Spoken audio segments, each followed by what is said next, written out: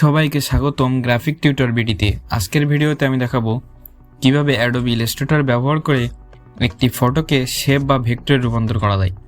যদি আপনি একজন গ্রাফিক ডিজাইনার হয়ে থাকেন বা নতুন হন, তাহলে এই টেকনিকটা আমার জানা খুবই কার্যকর। ভিডিওটি শেষ পর্যন্ত দেখুন এবং অবশ্যই লাইক ও সাবস্ক্রাইব করতে ভুলবেন না। আমরা অ্যাডোবি ইলাস্ট্রেটরটি ওপেন করে নিয়েছি, দেন আমরা এখানে একটি ছবি ইনপুট করব।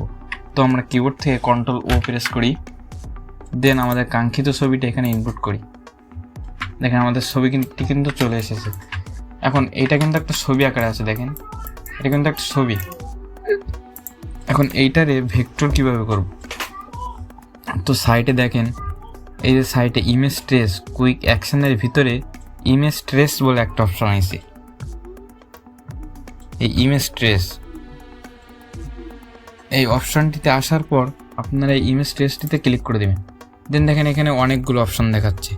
তো আমরা কি করব, আমরা যদি ডিফল্টে যাই, তো ডিফল্টে যাওয়ার পর দেখেন আমাদের কালো আর সাদা কালারটা আসতেছে, আদার্স যে কালার আছে সেটা কিন্তু দেখাচ্ছে না। তো আমাদের যেহেতু এখানে মাল্টিপল কালার আছে, সেহেতু আমরা হাই ফিডেলিটিটা ইউজ করব। সেক্ষেত্রে আমাদের সব কালারগুলোই ভালোভাবে নিয়ে নিবে। তো আমাদের এইটা কিন্তু এখন আর ইমেজ নেই, এটা কিন্তু ভেক্টর অলরেডি হয়ে গেছে।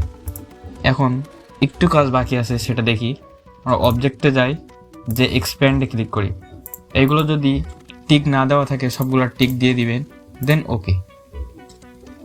দেন এখন এবার আনগ্রুপ করি, দেন আবারও আনগ্রুপ করি, দেন আমাদের কাজটি কিন্তু কমপ্লিট। দেখেন এইটা কিন্তু একটা ভেক্টর, এইটা একটা ভেক্টর, এইটা একটা ভেক্টর, এর যা ইচ্ছা তাই করা যাবে, একটা ভেক্টর।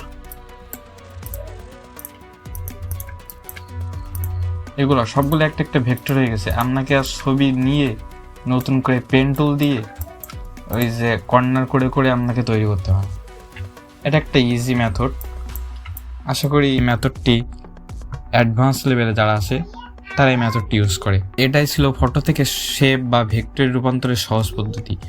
যদি ভিডিওটি আপনার কাজে লাগে তাহলে অবশ্যই একটা লাইক দিন এবং বন্ধুদের সাথে শেয়ার করুন। আরও এমন টিউটোরিয়াল পেতে চ্যানেলটি সাবস্ক্রাইব করতে ভুলবেন না। টিউটর বিডি, আবার দেখা হবে। ধন্যবাদ। গ্রাফিক